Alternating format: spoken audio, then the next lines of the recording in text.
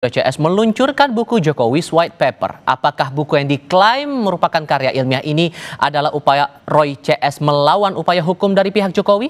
Kami diskusikan bersama dua narasumber kami yang tergabung lewat sambungan dalam jaringan. Sudah bergabung terlapor kasus dugaan pencemaran nama baik Jokowi Roy Suryo dan politisi Partai Solidaritas Indonesia PSI Ade Armando. Selamat sore semuanya dengan Tifal di sini. Apa kabar? Baik. Alhamdulillah. Terima kasih. Semua sudah bergabung bersama kami kali ini. Mas Roy, ini kan besok rencananya buat dipanggil dengan status sebagai saksi nih Mas Roy. Sesiap apa menghadapi pemeriksaan esok hari di Mapolda? Ya santai aja.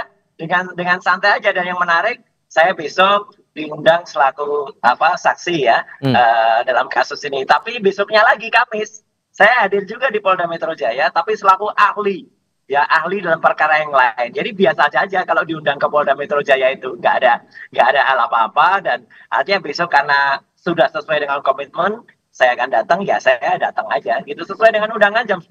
Insya Allah Mas Tifal saya akan hadir, dan semua pemirsa Kompas TV juga bisa menyaksikan. Saya komit ya, karena memang kemarin memang belum bisa hadir karena apa? Saya menyelesaikan acara-acara 17 Agustus termasuk buku.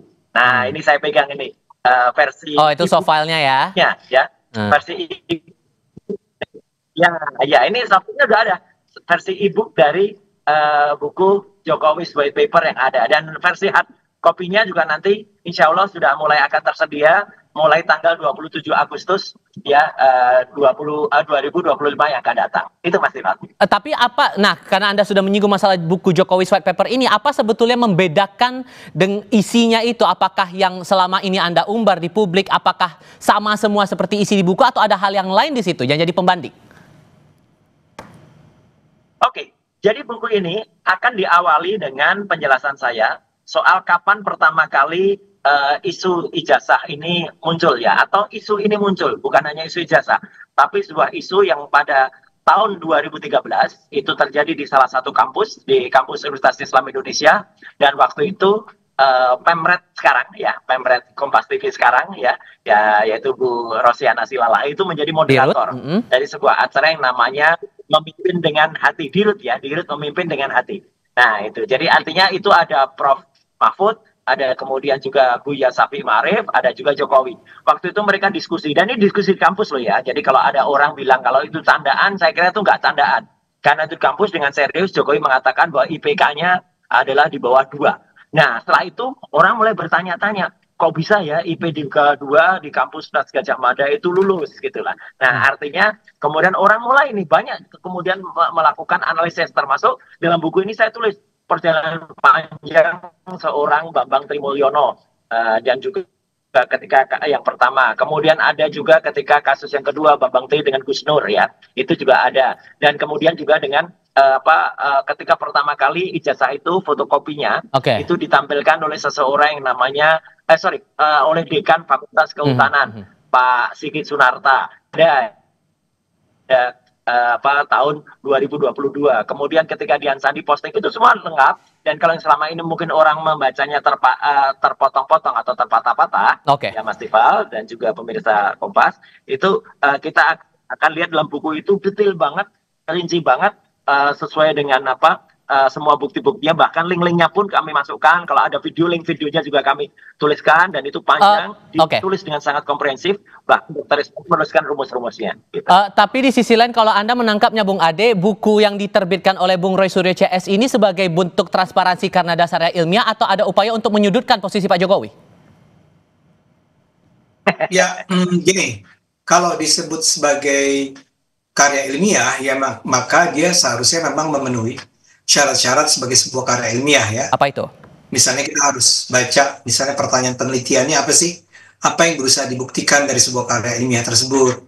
Dan biasanya kalau dalam karya ilmiah untuk tiba pada kesimpulan tertentu, maka si penulis harus bisa menyajikan bukti-bukti yang bisa menunjukkan bahwa ya demikianlah adanya. Misalnya saja, seandainya memang rumusan masalah dari buku ini adalah bahwa Bung Roy Suryo dan kawan-kawan ingin menunjukkan bahwa ijazahnya Pak Jokowi itu palsu, atau bahwa Pak Jokowi itu tidak pernah lulus dari S1 UGM Fakultas Kehutanan tahun 1985. Itu adalah sebuah pertanyaan yang sangat valid, yang lazim, yang boleh dilakukan. Nah, untuk itu kita berharap bahwa di dalam buku tersebut, dari halaman 1 sampai halaman 700, Bung Roy Suryo dan kawan-kawan bisa menunjukkan apa saja yang dijadikan alasan, apa saja yang dijadikan bukti, empirical evidences, bukti-bukti empiris, untuk agar kita tiba pada kesimpulan bahwa karya tersebut adalah sebuah karya atau ijazah Pak Tapi Jokowi, ini malah kebalikannya menurut Anda begitu ya? Bagaimana? Tapi ini malah kebalikannya, menyudutkan Pak Jokowi menurut Anda? Enggak, kalau menyudutkan itu kan sebuah persepsi ya. Pembaca itu akan tiba pada sebuah kesimpulan bahwa ini menyudutkan atau tidak menyudutkan. Itu sebenarnya terserah pembaca, bukan terserah si penulisnya. Penulis itu menyajikan karyanya, kesimpulannya ada di tangan pembaca kan. Nah, saya hanya ingin mengatakan karya ilmiah itu beda dengan laporan jurnalistik misalnya ya. Nah, mengingat Bung Roy ini kan orang komunikasi juga.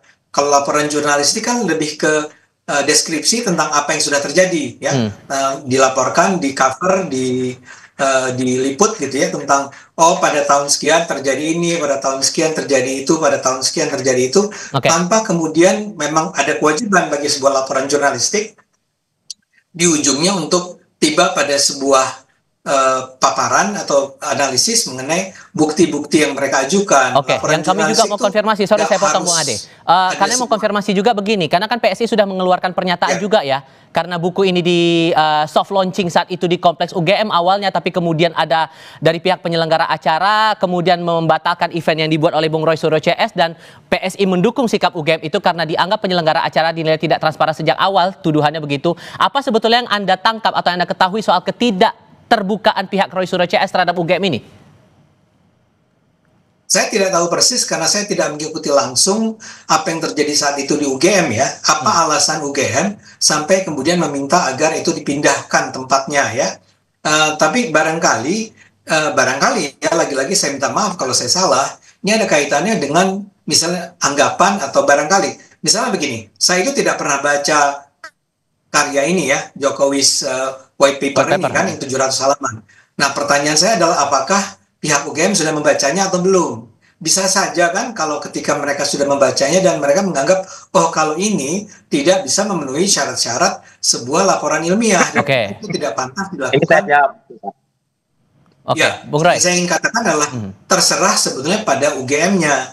Nah, PSI itu tidak merasa bahwa perlu untuk misalnya menyudutkan Bung Roy Suryonya, tapi menganggap bahwa apa yang diputuskan UGM itu adalah sesuatu yang adalah hak mereka untuk melakukan itu kan terjadi di wilayah mereka ya. Nah, Bung Roy, UGM punya kewenangan atas apapun yang terjadi di wilayah mereka. Asas keterbukaan ini yang diragukan, gimana menjawab itu?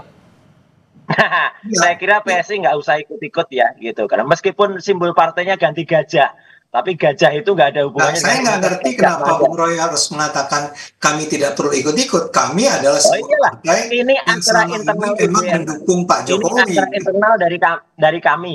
Kami bertiga itu ya, saya, Dr. Rismond, Dr. Tifa itu asli lulusan UGM.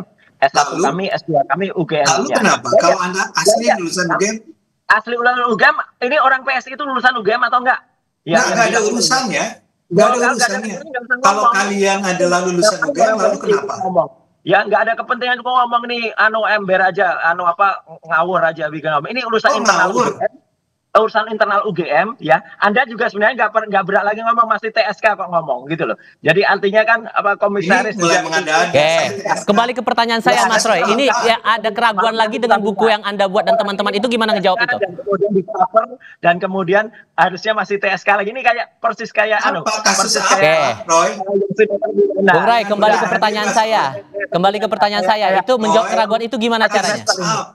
Kembali ke persoalan. Jadi artinya ini urusan internal UGM, urusan kami, dan izin untuk penyelenggaraan acara itu sudah keluar. Kemudian DP sudah diterima oleh pihak UC, University Club. Ya, tiba-tiba ada intervensi orang-orang yang nggak jelas, ya, pakai tangan-tangan setan ya. Jadi ada petugas kepolisian kemudian melakukan intervensi dan tiba-tiba dibatalkan dengan menggunakan WA. Ini nggak juga sama sekali tidak sopan, dan akan ada nanti pihak yang menggugat UGM. Melakukan itu. Ya.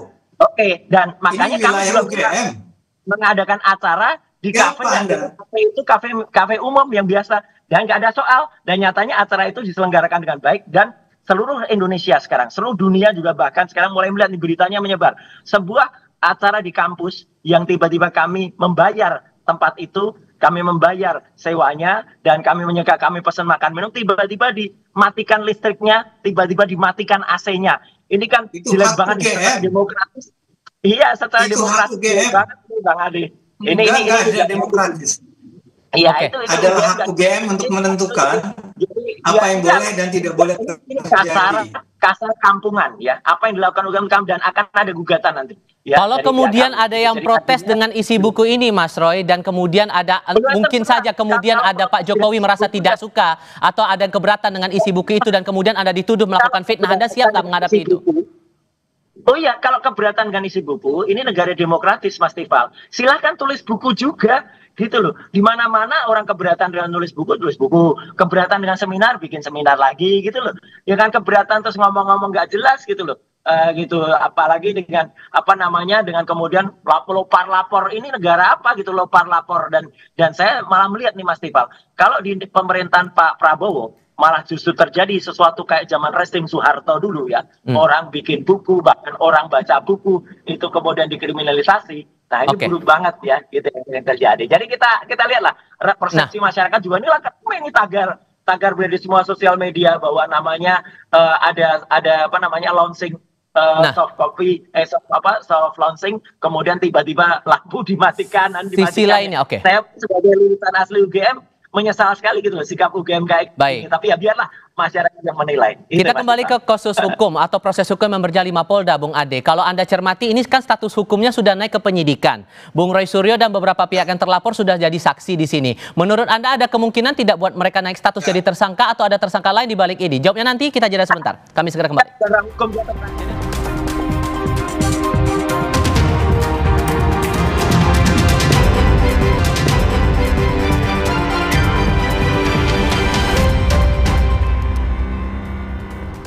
Melanjutkan pertanyaan saya di segmen sebelumnya, Bung Ade, Anda melihat kasus ini kan sudah naik dari penyelidikan ke penyidikan. Kemudian yang terlapor ini sudah statusnya sebagai saksi. Seberapa yakin Anda melihat bahwa para terlapor ini akan naik status hukumnya di Polda Metro Jaya? Tentu saja sebetulnya ini adalah hak polisi ya untuk menentukan apakah ini berhak naik statusnya atau tidak. Tapi kan kita hanya membacanya dari apa yang berlalu lalang di media ya. Kalau yang berlalu lalang di media massa, nanti dulu Mas Roy, Bung Ade silakan.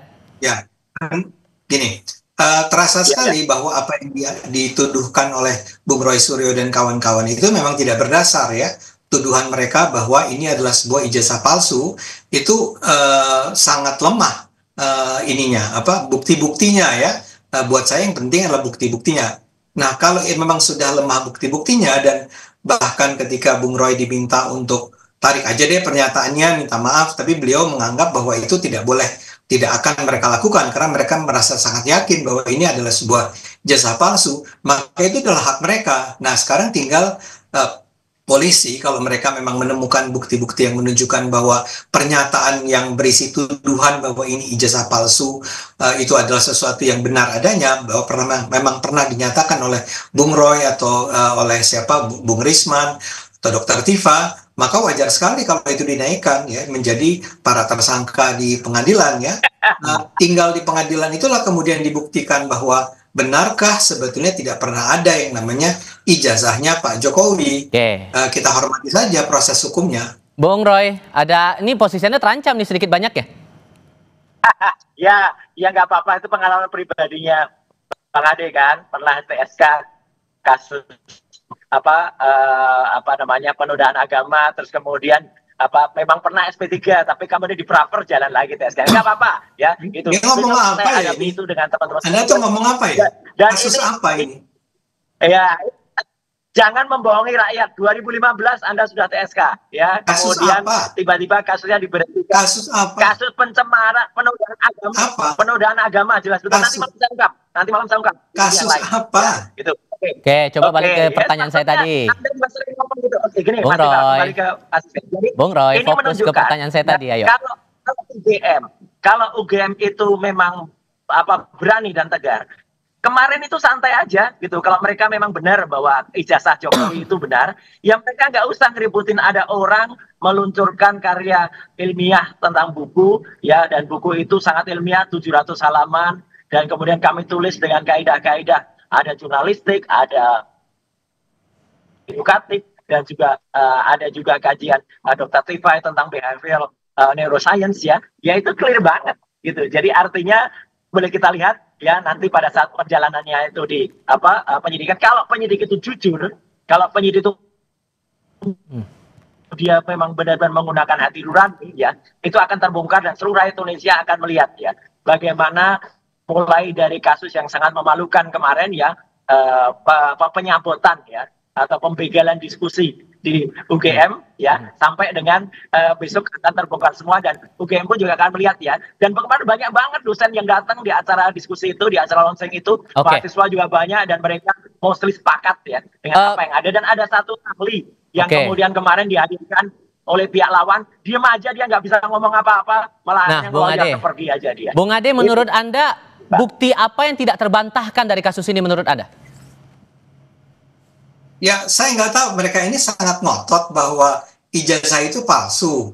Tapi mereka sendiri juga mengaku tidak pernah melihat ijazah tersebut. Dan itu mau dibuktikan. Ya, nggak akan ada orang yang berpendidikan akan tahu, Mas Tifal. Ijazah yang benar akan keluar. Tahan dulu, Mas Roy. Saya kasih kesempatan Bung Ade dulu. Bung Ade, silakan, Bung. Ya. Karena begini ya, Anda kan, Bung Roy dan kawan-kawan berulang kali bilang, apa salahnya sih Pak Jokowi itu menunjukkan ijazahnya? Artinya beliau, Bung Roy dan kawan-kawan, tidak melihat ijazahnya. Makanya mereka menuntut Pak Jokowi untuk menunjukkan ijazahnya. Nah, buat saya, ini logikanya kan terbalik-balik. Kan nggak logis ya, sendiri tidak pernah lihat ijazahnya, makanya mereka menuntut Pak Jokowi mengungkapkan ijazahnya. Pak Jokowi sudah bilang, Bung Roy, ini dibawa ke pengadilan nih, nanti nih, pas mengadili Anda, harus diperlihatkan ijazahnya. Jadi tunjukkan nanti ijazahnya, tapi nanti, tidak sekarang di hadapan Bung Roy dan kawan-kawan. Oke, Bung Roy. Iya, gini. Jadi orang yang pernah kuliah, apalagi Bang Ade ini kan pernah dosen. Saya dulu pernah ngajar bareng sama dia, ya gitu. Jadi artinya kita tahu lah, seseorang yang mau lulus itu, kalau mau terbit ijazah, itu pasti timbul karya terakhir, karya ujiannya. Kalau itu S1, yaitu adalah skripsi. Kalau itu S2, yaitu disertasi. Tesis. Kalau S3, yaitu disertasi. Nah, nggak ada yang namanya skripsinya Jokowi itu lembar pengesahan ujiannya. Nggak ada. Saya udah pegang skripsinya. Skripsi asli. Ijazahnya, ya. Bung Roy. Ijazah. Nggak ada lembar pengujiannya. Loh iya, skripsi yang tidak ada lembar pengujiannya, dan Prof. Sofyan Effendi juga mengatakan, dan banyak dosen lain mengatakan skripsi itu nggak pernah diuji, ya berarti nggak lulus. Orang yang nggak lulus skripsinya, nggak lulus pendidikannya, nggak dapat ijazah lah. Apa yang mengganjal nih, Bung Ade? Bung Ade, silakan. Ya, buat saya tuh, saya ngerti itu semua tentu saja. Apakah dia KKN, apakah dia lulus kuliah, IPK-nya berapa, buat saya itu nggak penting, tapi kan tuduhan dari Bung Roy dan kawan-kawan adalah ijazahnya palsu, ya. Nah sekarang yang harus ditunjukkan oleh Bung Roy dan kawan-kawan adalah bahwa Pak Jokowi tidak pernah punya ijazah, dan ijazahnya palsu. Kasus pidana itu yang mempunyai kekuatan pembuktian itu jaksa, ya. Jangan salah, kasus pidana itu yang memiliki kasus Anda ini, kenapa Anda capek-capek sampai skripsinya seperti apa, IPK-nya, KKN segala macam? Karena yang terpenting adalah ijazahnya itu asli atau tidak. Itu yang mau dibuktikan. Ijazahnya palsu, udah pasti ijazahnya palsu kalau skripsinya palsu. Anda bisa menunjukkan bahwa ijazah itu palsu dari mana? Mungkin ada ijazah. Oke. Tapi persoalannya gini, sorry, saya potong dulu. Saya salah dulu, ya. Bung Ade, karena begini persoalannya. Dalam pemeriksaan kasus ini juga dipanggil Abraham Samad gara-gara podcastnya membahas soal ijazah Jokowi. Kemudian hari ini ada pemeriksaan juga YouTuber, ada pemeriksaan wartawan. Menurut Anda, ini bentuk keseriusan polisi atau jangan-jangan ini bagian dari pembungkaman orang berpendapat, berekspresi? Karena ada pandangan begitu juga. Oh iya, iya. Bisa aja orang punya pandangan apapun mengenai polisi, ya terserah orang masing-masing, ya. Yang terpenting adalah yang saya ingin tunggu nih ya, misalnya dalam kasus Abraham Samad.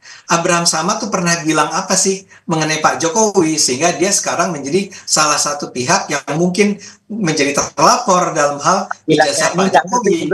Ya. Kalau dia sekedar jadi pemandu podcast. Lanjut Bung Ade, silakan. Bung Abraham, misalnya gini, kalau Bung Abraham Samad itu sekedar jadi pemandu podcast, kemudian dia bertanya pada Bung Roy Suryo, dan Bung Roy Suryo yang bilang bahwa itu ijazahnya palsu gitu ya, maka Abraham Samadnya nggak bisa disalahkan dong. Makanya saya pengen tunggu nih dalam pemeriksaan ini apa yang sebetulnya dijadikan alasan bagi polisi untuk memanggil Abraham Samad atau memanggil siapa orang-orang lain tuh ya, ada Egy Sujana dan macam-macam ya. Tapi kalau sampai keluar pernyataan dari siapapun yang mencemarkan nama baik seseorang, misalnya dia itu pembohong, dia itu pembuat ijazah palsu, atau ijazah dia itu ijazah palsu. Padahal ijazah tersebut digunakan oleh Pak Jokowi itu sejak pemilihan wali kota, gubernur, dan presiden. Bayangkan. Jadi kalau itu dituduh bahwa dia sebetulnya menggunakan ijazah palsu, itu kan tuduhan yang sangat serius. Baik. Wajar kalau Pak Jokowi kemudian melaporkan adanya penistaan atau pencemaran nama baik dia.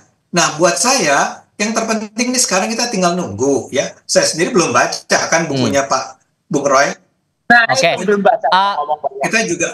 Kita juga belum lihat kan. Terakhir saya kasih pemeriksaan atau nanti pengadilannya. Kita lihat aja apa yang dipersalahkan pada Bung Roy, pada Tifa, pada Bung Rismon, pada Abraham Samad, pada Egy Sujana misalnya, kalau memang dia juga salah satu yang terlapor, ya Bung kita Roy, lihat. Singkat saja, begini, Bung Roy, begini, pertanyaan saya terakhir ini karena ini sudah meluncur bukunya, soft launching, tapi kemudian Anda akan diperiksa di Polda besok hari, apakah ini peluncuran buku ini bagian dari manuver Anda untuk kalau suatu saat status hukum Anda akan naik?